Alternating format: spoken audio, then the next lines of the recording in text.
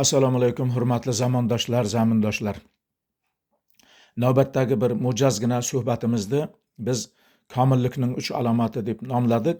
Zero mana shu komillik tushunchasi shifokorlardagi, tabiblardagi, pedagoglardagi komillik tushunchasi bu juda katta tushuncha bo'lib, bu ma'ruzamizdan maqsad faqatgina bemorlarimizni, xasta hollarimizni bir tibbiy savodxonligini oshirish maqsadi emas, balki o'sha amaliyotda ishlayotgan shifokorlarimiz, tabiblarimiz, pedagoglarimizni ham ozroq o'sha ma'naviy jihatlariga ijobiy ta'sir ko'rsatadigan bo'lsa, biz vatanimizni, millatimizni, yurtimizni oldidagi bir fuqarolik burchimizni bajargan deb hisoblaymiz o'zimizni. Men Toshkent tibbiyot akademiyasida ishlab yurgan chog'larimda juda ko'p vaqtlarimda shu ulug' ustozlarimni suhbatlarini olishga, shularni tajribasini, malakasini, amaliyotini o'rganishga o'zimni bag'ishlaganman va bu ulug' ustozim O'zbekiston Respublikasi deontologiyasi va kasb etikasini rahbarlaridan bittasi bo'lgan, otaxonlaridan bo'lgan terapevt olim rahmatli ustozim Erkin Yo'ldoshovich Qosimovni suhbatlarida juda ko'p bo'lganman. Qabullarda juda ko'p bo'lganman.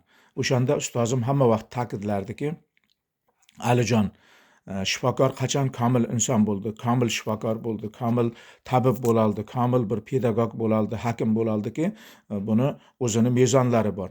Bu uni olgan ordenlari, uni olgan ilmiy unvonlari, ilmiy darajalariga bog'liq emas, medallariga, tashakkurnomalariga ham bog'liq emas.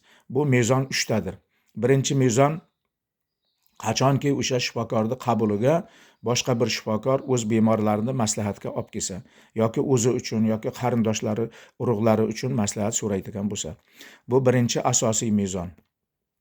Ikkinchi mezon shuki, bu demak shifokorning qabuliga bitta diagnoz bilan kirib, tashxis bilan kirib, boshqa tashxis bilan chiqib keta olsa va uchinchi asosiy mezon bu agar o'sha shifokor bilan yoki hakim bilan, tabib bilan bemor yoki mijoz kim bo'lishidan qat'iy nazar kelib suhbat qilganda o'zida shu suhbatini o'zidayoq o'zini yengil his qilib, sog'ayganday his qilib chiqib keta oladigan bo'lsa, mana shu tabib va shifokor komilligini asosiy 3 ta mezoni.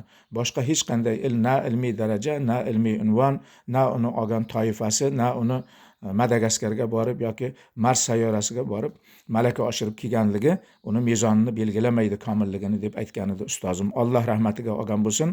Men o'zimni 40 yilga yaqin mana shu shifokorlik, tabiblik faoliyatimda hamma vaqt ustozni mana shu o'gitlarni bir asosiy dasturul amal, stol usti qo'llanmasi va bir mezon sifatida foydalanib keldim. Men juda ham ko'p shifokorlikni, tibbiyotni, meditsinani, sog'liqni saqlash tizimini darg'alari bo'lgan ulug' insonlar bilan faoliyat yuritdim, ko'rdim, ularni ishladim, ular bilan birgalikda ishladim.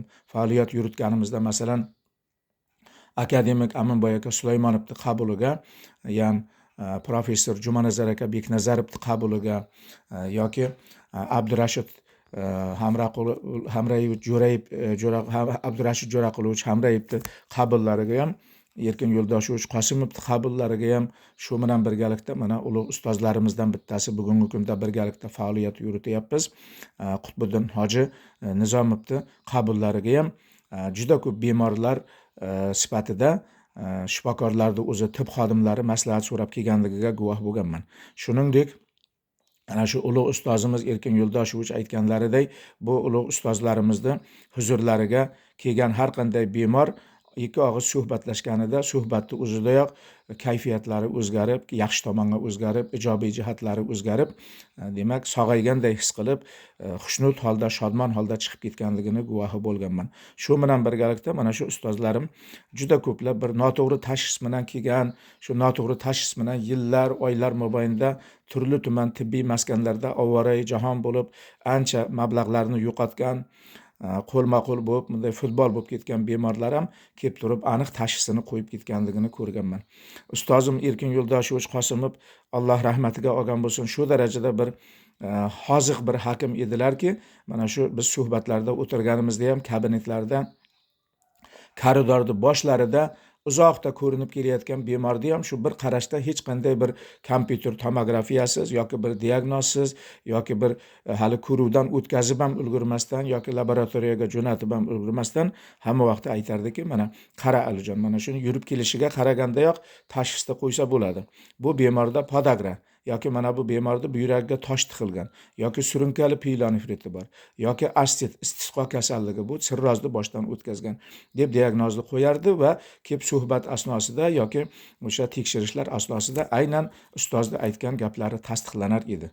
Qissadan hissa shuki, demak, bugungi kunda ozroqgina ilmiy daraja, ozroq ilmiy unvonga erishgan, ozroqgina xorijda malaka oshirib kelgan yoki biron bir davolashda mukammal usullarni yoki zamonaviy yuqori texnologiya, lazer texnologiyasi, endoskopiyani ozroq mukammal egallagan shifokorlarimizni juda ko'pchiligida o'sha manmanlik, takabburlik, birovga mensimaslik, qo'rslik, bepisand qarashlik kabi holatlarni juda ko'p uchratganman. Mana 40 yilga yaqin o'sha tib xodimlarining orasida yurib.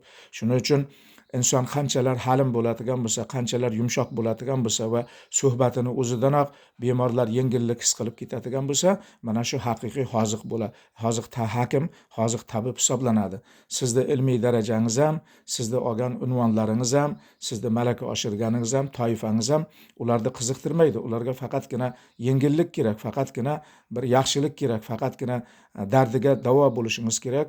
Buning uchun o'sha ustozim Erkin Yo'ldoshovich Qosimov aytib o'tgan 3 ta alomat agar sizda topiladigan bo'lsagina va siz bemor sifatida murojaat qiladigan shifokoringizga, tib xodimingizga yoki tabibingizda aynan shu 3 ta alomatni ko'rsangiz, demak siz tanlovda adashmagansiz va to'g'ri tashxis qo'yadigan haqiqiy hoziq va solih bir insonni qabulida bo'lgansiz.